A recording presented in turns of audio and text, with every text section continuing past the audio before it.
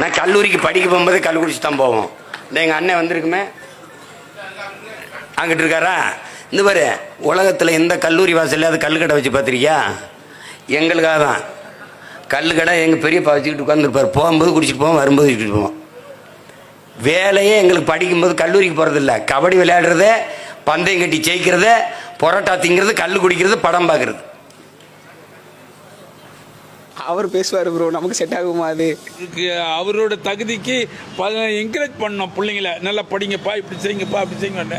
கல் குடிச்சிட்டு போகிறான், தம் அடிச்சுட்டு போகிறான்னு சொன்னால், இவர் அப்படி செய்திருந்தா மற்றவங்களாம் இப்படி செய்தான்னா, இவர் தாசியாக போயிட்டாருன்னா மற்றவங்களாம் தாசியாக போயிடணும்னு அர்த்தம் கிடையாது இல்லை.